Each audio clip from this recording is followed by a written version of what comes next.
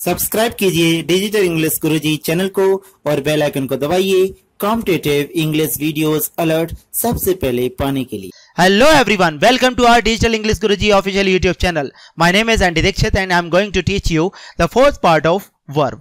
Verb का मैं आपको आज लेकर के आया हूं फोर्थ पार्ट, जिस पर हम डिस्कस करेंगे जेरेंड को और इन्फिनेटिव को।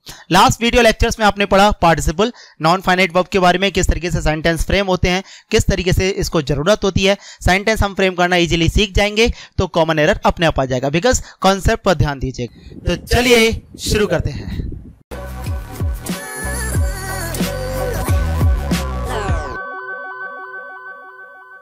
तो बच्चों, ये जेरेंड क्या है, क्यों यूज करते हैं, किस लिए यूज करते हैं, क्यों पढ़ रहे हैं, काम का है भी या नहीं, आखिर ये जेरेंड क्या है। ये जेरेंड का मतलब ING, हाँ ING, जेरेंड का मतलब ING, दिस इज जेरेंड। यानी कि जब वर्ब यूज होता है नाउन की तरह, जब वर्ब बनता है नाउन, दिस इज जेरेंड। आइए इसको अच्छे से समझते हैं। देखिए, अगर मैं बात करता हूं जेरेंड की, तो जेरेंड का मतलब होता है क्रियावाचक संज्ञा। OMG, जेरेंड वर्ब का पार्ट है और इसमें संज्ञा आया। Why this collaborative? Okay, what is infinitive? Infinitive क्या होता है? इन्फिनेटिव क्रियार्थक संज्ञा। क्या यहां पे भी संज्ञा, इधर भी संज्ञा? हां, जेरेंड और इन्फिनेटिव कुछ ऐसा ही है कि यहां पर संज्ञा आना बनता है। एक्चुअली इसको समझ ही लेते हैं कि आखिर है क्या। तो first we start gerund. Okay, देखिए, जेरेंड का मतलब जैसे अभी बताया कि क्रियावाचक संज्ञा। एक्चुअली मैं हिंदी इसलिए लिख रहा हूं क्योंकि ये जरूरी है। वाचक का मतलब होता है कहने वाला, और जो क्रिया, जो वर्ब, जो काम एक नाउन की तरह काम करेगा, एक संज्ञा की तरह काम करेगा, एक नाम की तरह पे काम करेगा, वो हमारा जो है जेरेंड है। ओके, तो जेरेंड का मतलब क्रियावाचक संज्ञा। एक्चुअली क्या होता है बच्चों, किसी भी सेंटेंस में तीन चीजों की जरूरत होती है, सब्जेक्ट, वर्ब और ऑब्जेक्ट। जैसा कि अक्सर करके हम बचपन से सुनते आ रहे हैं, कर्ता, क्रिया एंड कर्म, सब्जेक्ट, वर्ब एंड ऑब्जेक्ट। तो देखिए, तीन चीजों की जरूरत होती है, subject, verb and object. Subject, verb and object, कर्ता, क्रिया और कर्म। तो मैं इसको अपने तरीके से समझाऊंगा क्योंकि पर्पस यह है कि समझ में आना चाहिए। सब्जेक्ट, वर्ब एंड ऑब्जेक्ट, तीन चीजों की जरूरत होती है। मैं एक सेंटेंस लिख रहा हूं, जैसे कि पापा ने मुझे अलाउ किया, तो फादर अलाउड मी, यानी कि पापा हो गए हमारे सब्जेक्ट, ये हो गई हमारी वर्ब और ये हमारा हो गया ऑब्जेक्ट। तो पापा ने मुझको अलाउ किया, ठीक है। तो यहां पर ऑब्जेक्ट क्या है? मी, और मी क्या है? प्रोनाउन। भाई, किसी के नाम की जगह पर जो चीज आ जाए वही तो प्रोनाउन होती है। तो यहां पर मी हमारा क्या हो गया? प्रोनाउन। और सब्जेक्ट क्या हो गया? पिताजी, यानी कि ये नाउन हो गया, कॉमन नाउन। अगर मैं इसकी जगह पर लिख देता हूं आई अलाउड मोहन, मैंने मोहन को अलाउ कर दिया, तो यहां पर वर्ब क्या हो गई? अलाउ करना, परमिट करना। यहां पर सब्जेक्ट क्या हो गया? आई, और ऑब्जेक्ट क्या हो गया? मोहन। तो यहां पर ऑब्जेक्ट कौन है? नाउन, और यहां पर सब्जेक्ट कौन है? प्रोनाउन। एक और सेंटेंस देखते हैं, ही हेल्प मी। यहां पर हेल्प हो गई वर्ब, ऑब्जेक्ट हो गया मी, सब्जेक्ट हो गया ही, दोनों कौन है? प्रोनाउन। और अगर मैं लिखता हूं रमेश हेल्प्ड सुरेश। तो वर्ब क्या हो गई? हेल्प। यहां पर ऑब्जेक्ट हो गया सुरेश और सब्जेक्ट हो गया रमेश। तो ये दोनों क्या हो गए? नाउन। अब मैंने इतना सारा क्यों लिखा? क्योंकि मैं आपको यह बताना चाह रहा हूं कि किसी भी सेंटेंस में जो सब्जेक्ट होते हैं और जो ऑब्जेक्ट होते हैं वो या तो नाउन होते हैं या वो प्रोनाउन होते हैं। किसी भी सेंटेंस में जो सब्जेक्ट होगा और जो ऑब्जेक्ट होगा वो या तो नाउन होगा या फिर प्रोनाउन होगा। लेकिन जादू आने वाला है अब। सब्जेक्ट, नाउन या प्रोनाउन के अलावा तीसरी कोई चीज नहीं होती है, नहीं होती है और नहीं होती है। अगर किसी भी सेंटेंस में if you find in a sentence what is subject, what is object, then you will find that it is subject, the subject is noun and the object is noun. Object and subject are both noun and pronoun, दोनों ही एक ही हैं। किसी भी sentence में अगर subject होगा या object होगा तो वो या तो नाउन होगा या प्रोनाउन होगा, इनके अलावा तीसरा कुछ भी नहीं होगा। तो क्या समझे? सेंटेंस में सब्जेक्ट जो होता है वो या तो नाउन होता है या प्रोनाउन होता है, ऑब्जेक्ट जो होता है वो भी या तो नाउन होता है या प्रोनाउन होता है। नाउन या प्रोनाउन के अलावा सब्जेक्ट और ऑब्जेक्ट की जगह पर कुछ भी नहीं आता। क्लियर ना? यानी कि सब्जेक्ट और ऑब्जेक्ट नाउन या प्रोनाउन ही होंगे। ओके, नेक्स्ट, फादर, पापा ने अलाउड किया, ये हो गई वर्ब, ये हो गए सब्जेक्ट। जैसा कि मैंने अभी बताया कि सब्जेक्ट और ऑब्जेक्ट या तो नाउन होते हैं या फिर प्रोनाउन होते हैं। अब यहां पर जो सब्जेक्ट है वो तो आपका नाउन है, ये हो गई वर्ब। अब यहां पर किसकी जगह पर खाली है? किसकी जगह खाली है? यहां पर ऑब्जेक्ट की। अब ऑब्जेक्ट की जगह पर मैं मी नहीं लिख रहा हूं, ऑब्जेक्ट की जगह पर मैं हिम नहीं लिखूंगा, रमेश, सुरेश कुछ भी नहीं लिखूंगा। यानी कि ना नाउन लिखूंगा ना प्रोनाउन लिखूंगा। मैं लिख रहा हूं पापा ने जो अलाउ किया वो अलाउ किया मुझे घूमना। पापा ने मुझे घूमना अलाउ कर दिया। पापा ने मुझे घूमना अलाउ कर दिया। भाई एक बात बताओ, मैं कहीं खुश होकर जाऊं, यार मुझे पापा ने घूमने के लिए अलाउ कर दिया, पापा ने मुझे घूमना अलाउ कर दिया, तो पापा जी ने जो मुझको अलाउ किया है, फादर ने जो मुझे अलाउ किया है, उसका मैंने नाम क्या लिया सामने वाले से? घूमना। और घूमना क्या हो गई? क्रिया। लेकिन किसकी जगह पे आ रही है? वर्ब के बाद में, यानी कि ऑब्जेक्ट की जगह पर आ रही है। और ऑब्जेक्ट या तो नाउन होता है या प्रोनाउन होता है, अभी अभी 2 सेकंड पहले आपने जाना। और ऑब्जेक्ट की जगह पे आ रही है घूमना। क्या समझे? तो घूमने को ऑब्जेक्ट की जगह पर लेकर के आए हैं तो नाउन बनाना पड़ेगा।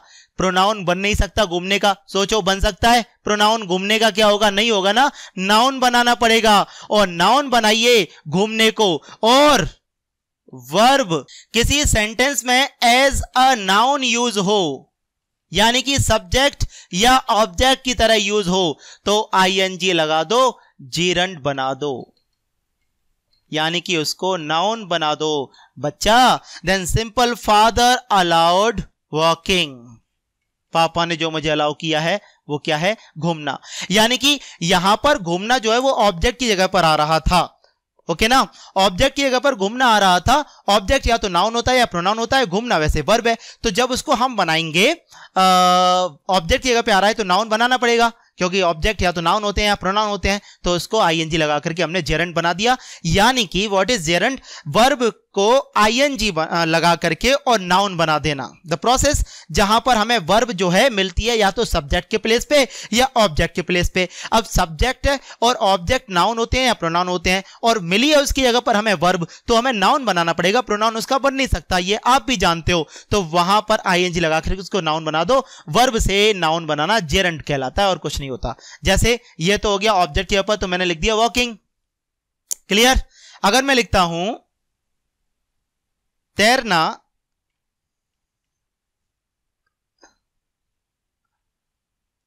अच्छी बात है,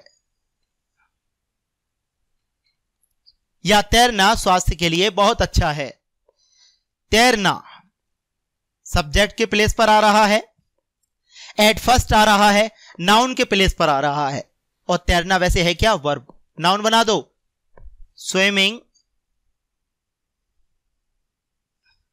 is good for health. Gerund, यानी कि इसको क्या बनाया गया? वर्ब से नाउन। तो जब कोई वर्ब किसी नाउन की जगह पर आ जाए सब्जेक्ट या ऑब्जेक्ट की जगह पर आ जाए, शुरुआत में या एंड में आ जाए वर्ब के बाद में, तो वो नाउन होना चाहिए या प्रोनाउन होना चाहिए। प्रोनाउन बन नहीं सकता तो आईएनजी लगा करके उसको नाउन बना दिया जाता है। यही हमारा जेरंड होता है। ओके ना। कुछ और चीजें देखते हैं जेरंड से related. To change a verb into noun is gerund. देखो और कुछ तरीके से इसको समझते हैं। सेंटेंस आया, my father noticed me my come late। बहुत सिंपल सेंटेंस है। पापा ने नोटिस किया मेरा आना लेट। पापा ने मेरा लेट आना नोटिस किया, यानी कि मैं मूवी वगैरह से लेट आ रहा था, पापा जी ने पता चल गया कि हाँ यार ये लेट आया है, तो फादर नोटिस्ड मी माई कम लेट। बच्चों यहां पर एक चीज ध्यान दी आपने, फादर सब्जेक्ट हो गए, नोटिस हमारी वर्ब हो गई। अब पापा जी ने क्या नोटिस किया है? मेरा आना। गाना सुना होगा आपका आना, दैट इज मेरा आना, माई कम। बच्चों माई क्या है? पॉजेसिव केस, पॉजेसिव एडजेक्टिव, अपने की अंग्रेजी, अधिकारवाचक वर्ड, यानी कि मेरा, तुम्हारा, ये सब, माई, और, आवर, हिज, हर। बच्चों एक चीज देखिए आपने, हम जब कभी भी यूज करते हैं लिखते हैं my pen, your car, his house, लिखते हैं ना, आर क्लास। थोड़ा सा ध्यान दो, माई के बाद में नाउन आया, पेन नाउन है, योर के बाद में कार आया, कार नाउन है, हिज के बाद में हाउस आया, हाउस नाउन है, आर के बाद में क्लास आया, क्लास भी नाउन है। It means possessive case, my, your, our, his, her, their, कहीं पे भी आए उसके बाद नाउन आता है, नाउन आता है, नाउन आता है। क्या गलती है? कमिंग गलत है। क्यों गलत है सर? कमिंग कम क्यों गलत है? माई फादर नोटिस्ड, मेरे पापा ने नोटिस किया, माई लगा हुआ है। माई के बाद में अभी अभी आपने देखा माई पेन, पेन नाउन है, योर कार, कार नाउन है, हिज हाउस, आर क्लास, यानी कि माई, योर, आवर, हिज, हर, इन सब पॉजेसिव वर्ड्स के साथ में नाउन आता है। इसका मतलब माई के साथ में वर्ब नहीं आनी चाहिए, नाउन आना चाहिए। तो कम को नाउन बना दो, माई कमिंग लेट, पापा ने मेरा देर से आना नोटिस किया। तो यहां माई कमिंग होना चाहिए। समझ तो आप गए होंगे क्यों कमिंग किया, क्योंकि पॉजेसिव वर्ड्स के साथ में नाउन आता है। कम जो था वो वर्ब था, उसको हमने बनाया नाउन, उसको हमने नाउन बना दिया, कमिंग हो गया। तुमने देखा है ना, अक्सर करके बोलते हैं यार इसका राइटिंग अच्छा है, उसका राइटिंग अच्छा है, तुम्हारा राइटिंग अच्छा है, मेरा राइटिंग गंदा है, बोलते हैं। क्यों बोलते हैं? योर राइटिंग,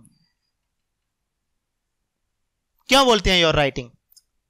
कभी गौर दिया इस बात पर? गौर देना दिया आपने कि हम योर राइटिंग क्यों बोलते हैं? क्योंकि योर क्या है? Possessive word. हम बोलते हैं your home, your house, your car, your pen, your phone, your class. तो योर के बाद में, माई के बाद में, हिज के बाद में, हर के बाद में, सभी पॉजेसिव वर्ड्स के साथ में माई डियर आता है नाउन। तो इसीलिए नहीं बोला जाता योर राइट, ये गलत है, वर्ब से आईएनजी बनाना पड़ेगा, इसलिए लिखा जाता है योर राइटिंग। सिंपल, क्योंकि पॉजेसिव के साथ में नाउन आता है। यह सेंटेंस दूसरी तरीके से ही पूछा जाता है, जैसे he notice train coming late, train coming. एक बात बताओ, अगर मैं बोलूं he notice me coming late, तो बस टीचर्स फैकल्टीज हम लोग पढ़ाते कुछ और तरीके से, एग्जाम में कुछ और तरीके से आ जाता है। यहां पर मी के साथ में आईएनजी आया है और मैंने आपको क्या बताया था, माई कमिंग। तो मैंने आपको पूछा था कि माई कम और उसका आंसर आया था कमिंग कर दो। यहां कमिंग पहले से दे रखा है, यानी कि यहां पर ये कमिंग जो है वो जेरंड है, यानी कि ये कमिंग जो है वो नाउन है। तो इसके हिसाब से अगर देखें तो यहां पर माई होना चाहिए, तो यहां कमिंग है तो कमिंग की जगह पर अपॉस्ट्रोफी एस यूज कर दो और it should be TRAIN apostrophe S, trains coming, यानी कि ट्रेन का आना। योर गोइंग, तुम्हारा जाना। हिज प्लेइंग, उसका खेलना, ओके ना। हिज डांसिंग, उसका नाचना, ओके। तो इसलिए ये आईएनजी का कॉन्सेप्ट समझ लो, क्योंकि ये पॉजिटिव हर एक वर्ड्स के साथ में जो पॉजिटिव केस बताएगा। अगर मैं बोलूंगा Ram's play, it is wrong. क्या होगा, राम्स प्लेइंग, क्योंकि राम्स पॉजिटिव केस है, अपने की अंग्रेजी है, अधिकारवाचक है, अपॉस्ट्रोफी एस लगा हुआ है, तो इसलिए प्लेइंग। ऐसे आ जाए तो हम कर देंगे प्लेइंग, और अगर ऐसे आ जाए राम प्लेइंग तो ये गलत, राम्स प्लेइंग। यानी कि ऐसे भी पूछा जा सकता है, ऐसे भी पूछा जा सकता है, ऐसे भी, ऐसे भी। तो ये आप समझ गए होंगे। प्रेपोजिशन के साथ देखते हैं इस जेरंड को। Before taken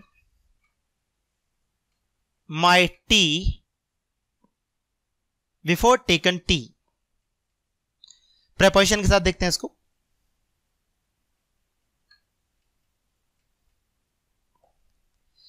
before taken T he went. Before क्या है, प्रेपोजिशन।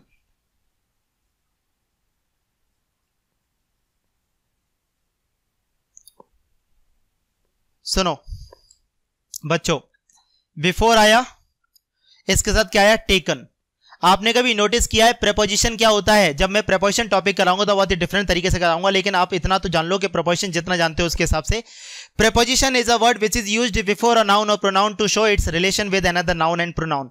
प्रेपोजिशन एक ऐसा वर्ड होता है जो किसी नाउन या प्रोनाउन से पहले यूज होकर के दूसरे नाउन या प्रोनाउन से उसका रिलेशन बताता है। तो सुनो, यहां पर प्रेपोजिशन है बिफोर, यहां पर प्रेपोजिशन है ऑन। क्या तुमने हमेशा यूज किया है कि कभी भी हम यूज करते हैं बिफोर मंडे, यानी कि मंडे से पहले।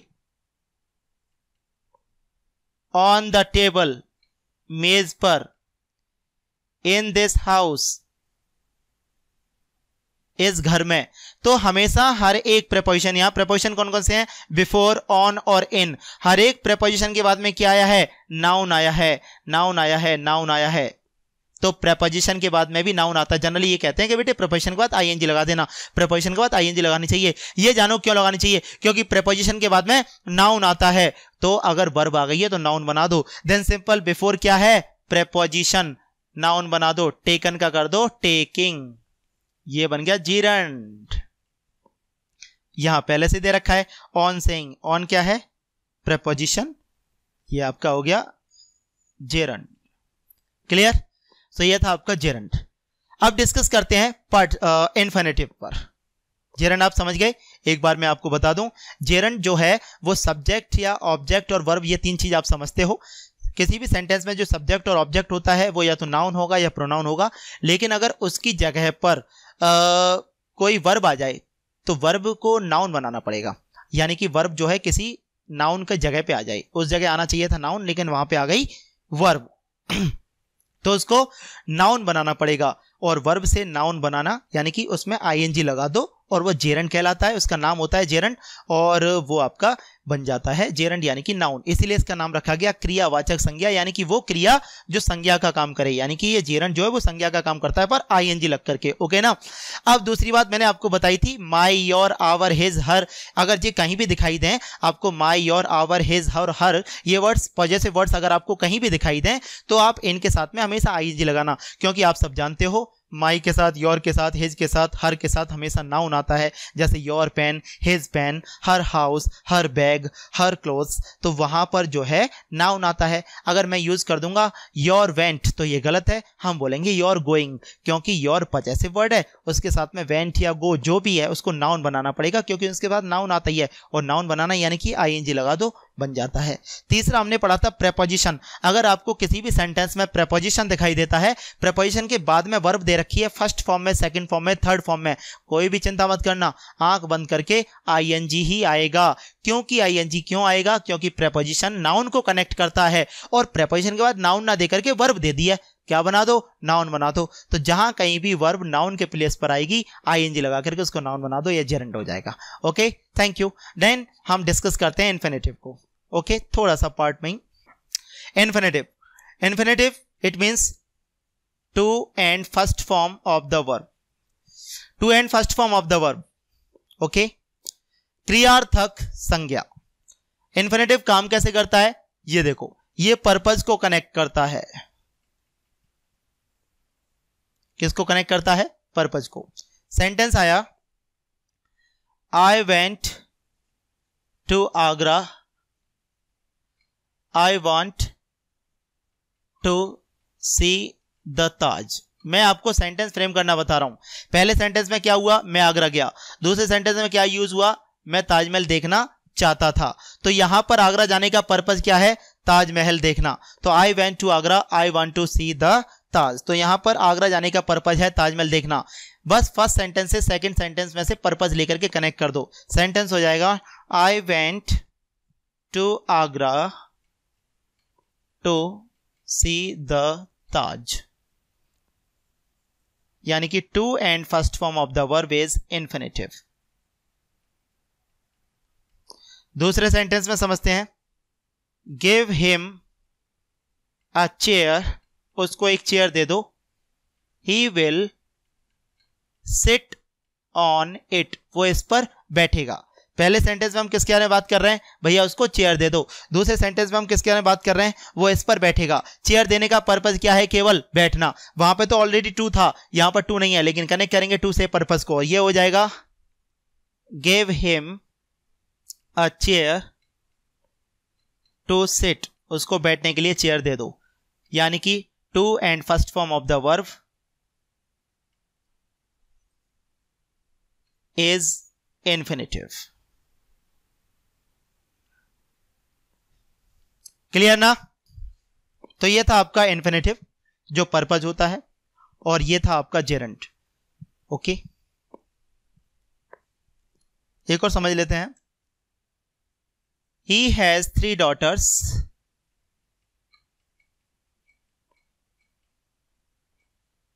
He had to get them married. उसके 3 बेटियां हैं, उनको उन तीनों की शादी करनी है। पर्पज क्या है? To get them married. Only purpose connect होता है टू प्लस फर्स्ट फॉर्म से। He has 3 daughters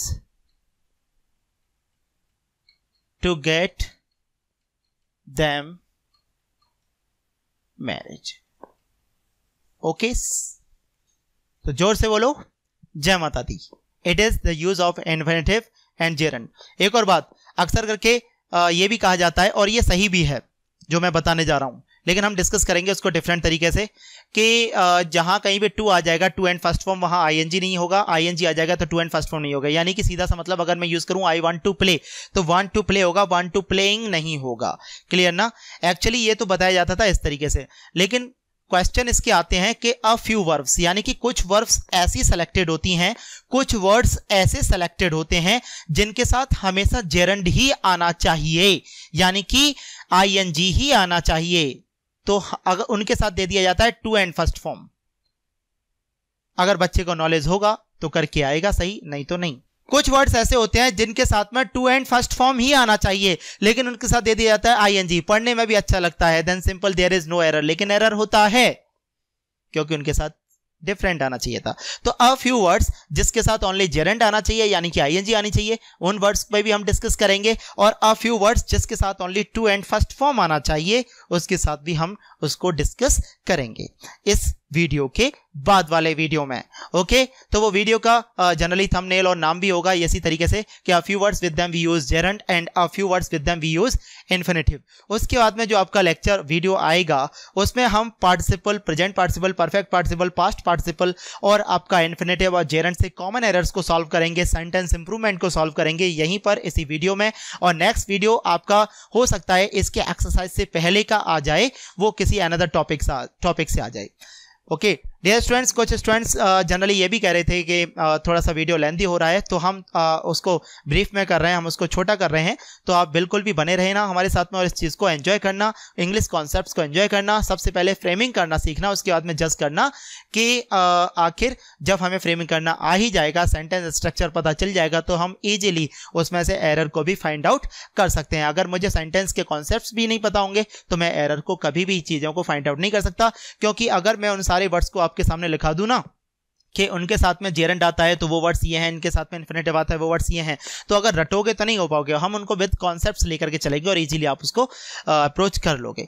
चलो, मैंने अभी अभी एक वर्ड बोला था, एक सेंटेंस बोला था कि कुछ क्वेश्चन जेरंड से और इन्फिनेटिव से इस तरीके से आते हैं, क्योंकि बच्चों के माइंड में क्वेश्चन आ जाता है कि सर क्वेश्चन किस तरीके से आएगा, तो वो नेक्स्ट वीडियो में आपको मिल जाएगा।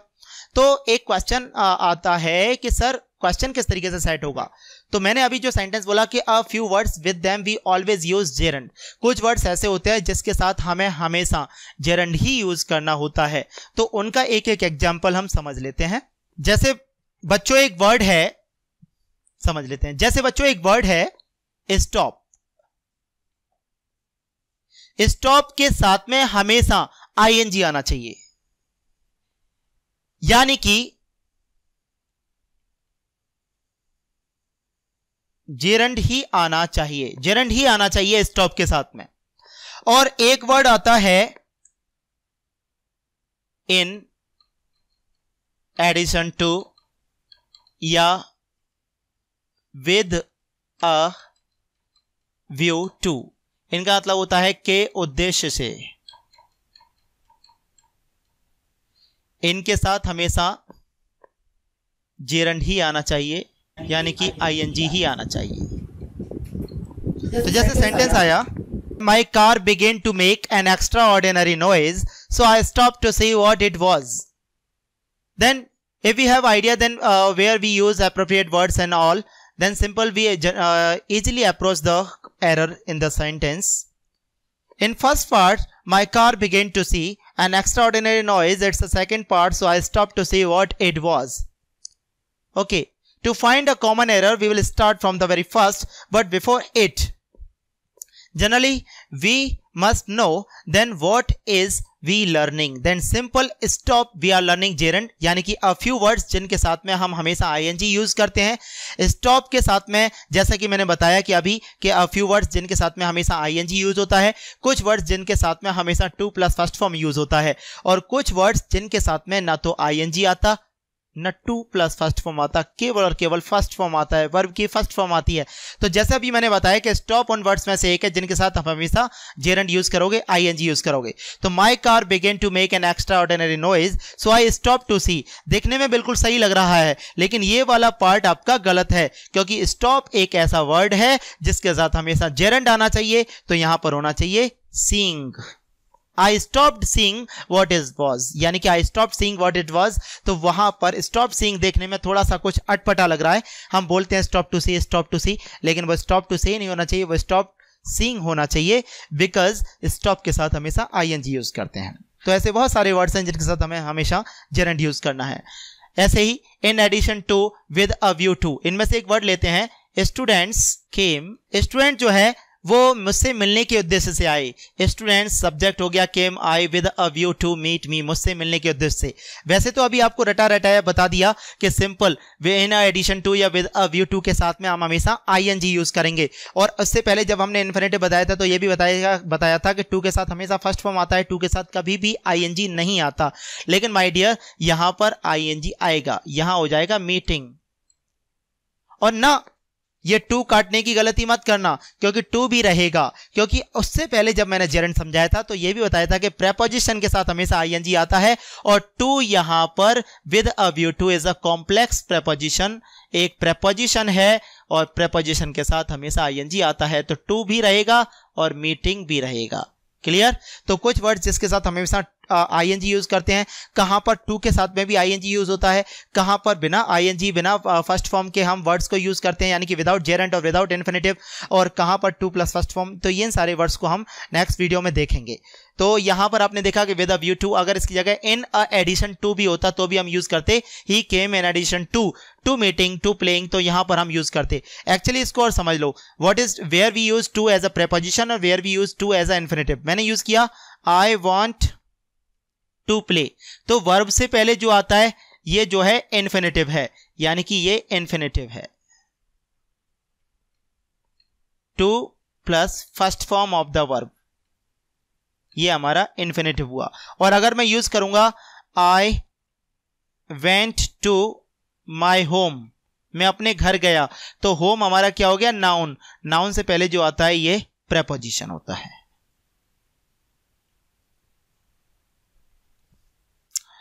तो देखा स्टूडेंट्स, इस तरीके से हमने जेरेंट को और इन्फिनेटिव को बहुत ही इजीली समझ लिया। नेक्स्ट वीडियो बहुत काम का है, क्योंकि वहां पर उन वर्ड्स को एक बार और उन सेंटेंस को एक बार समझना बहुत जरूरी है, क्योंकि कंफ्यूजन वहीं से बनेगा। क्वेश्चन एग्जाम में वही आएगा जो तुमसे नहीं आता है, या जिसको आप बहुत ही छोटा समझ करके, बहुत ही मामूली सा समझ करके छोड़ देते हो। आज के लेक्चर में बस इतना ही। नेक्स्ट वीडियो का इंतजार कीजिए, वेट कीजिए।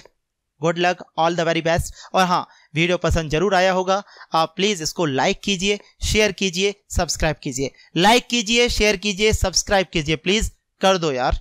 ओके।